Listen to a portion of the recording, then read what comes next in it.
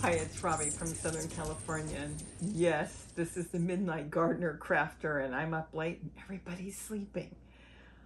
The reason I have to do this, and this is no joke, is we have had more hummingbirds than I've seen ever.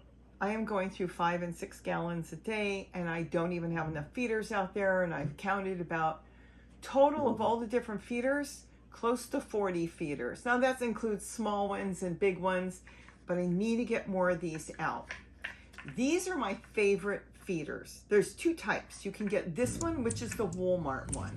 And Walmart had these exclusively made for them by First Nature, which is a US company, which is fabulous. It's made here in the United States. And they had their slits made really tiny, really small. So the holes, the only thing that can get in there is a hummingbird with a super skinny beak. Now, some of the hummingbirds I have noticed don't like it. They start to put their beak in here, and it's so small that when they touch their beak go in there, or maybe you think of it as their beak gets a little wider as it goes closer to their face, they just don't like it. And some of the hummingbirds, if you notice the different species, have longer beaks and shorter beaks, and they're different shaped. So some of the birds won't use this, or they don't like to use it, but you can train them to use it. The great thing about this is the bees cannot get in at all. Zero. They cannot reach the nectar that is on the bottom. So that is a big plus. But being that I want all these hummingbirds to come in, feed from this right away, and understand that this is the food and it's safe, I make the holes bigger, though I keep an extra set on hand with the tiny slits when the bees start to look. Sometimes in the summer it gets really hot and the bees want extra food. It's not necessarily water, but they can't find maybe enough flowers because the flowers have dried up from the heat. They'll start to look and forage on the hummingbird feeders, and they don't get along. Hummingbirds should never be stung by a bee because they will not live, and the bees will chase them off, some of them. Honeybees tend to just come and do their thing. Then you get the little wasps that I've actually seen them go after the honeybees. They protect the feeder. So what I'm going to do right now, I have no bee issues at all, is I'm going to make the holes bigger. I'm going to take you along with me so you can see how it's done. This feeder is fabulous. It's 3 parts. They're only like $4. I'll put the link in if it lets me underneath so you can see it.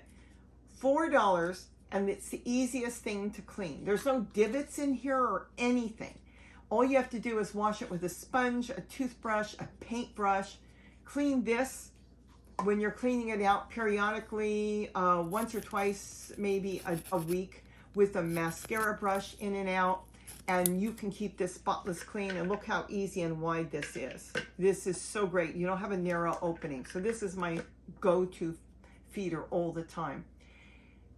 Don't let anybody tell you you don't need to clean the holes, because mold can build up in there. You can dip this thing in vinegar, bleach, or whatever you want, but it's still gonna build up. Put it this way.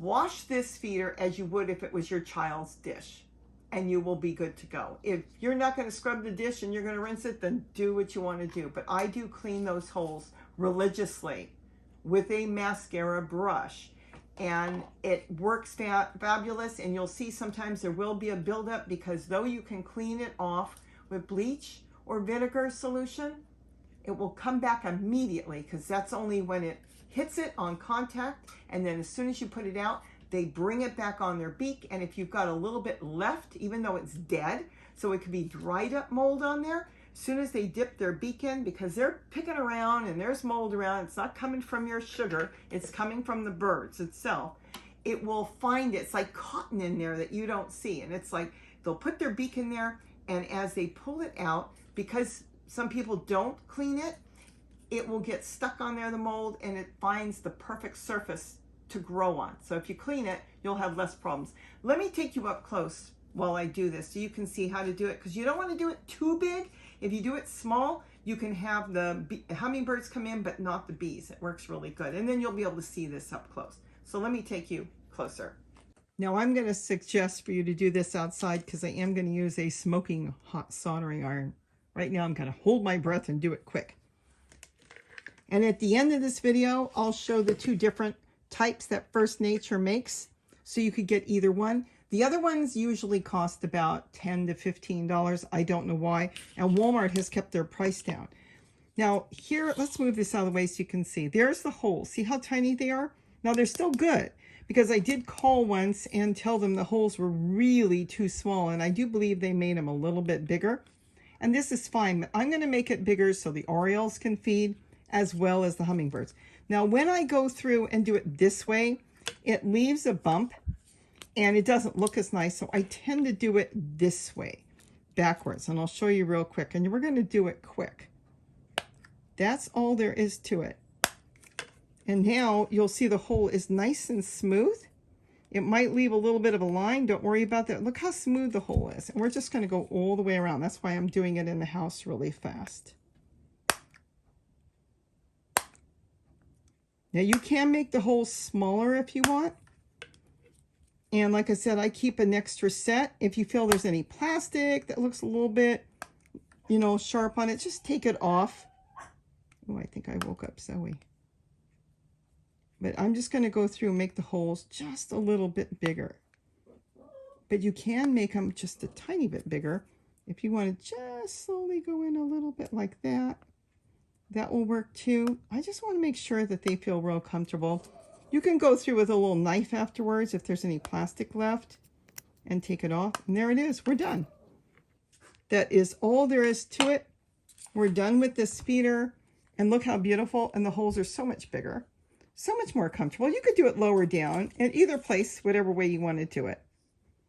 But it works really nice. They can dip in there and get the food. And they are really happy. Here, I'll do one more because I have to do two. And the reason is the amount of hummingbirds we have. Here's another one. And for some reason, this one, the plastic, is a little lighter in red. See the difference? You never know what color you're going to get. Okay, so let's make these holes bigger. And I can do it further down. Either way will work.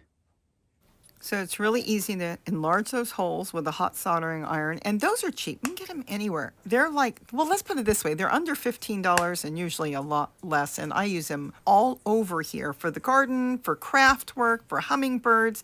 You can't beat it. And you're taking a $4 feeder and turning it into a $15 one. Whichever way you want to do it. I actually think I like it lower down than this way. But either way will work because they can get their beak in there now and they can feed.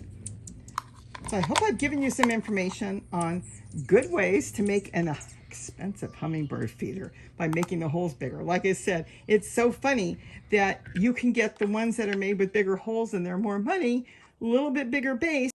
But these are my favorite hummingbird feeders. Easy to clean and ready to put outside for those thousands of hummingbirds. With that, have a wonderful day. And don't forget to eat what you grow. Or should I say good evening? Good night, everybody. We are ready for morning.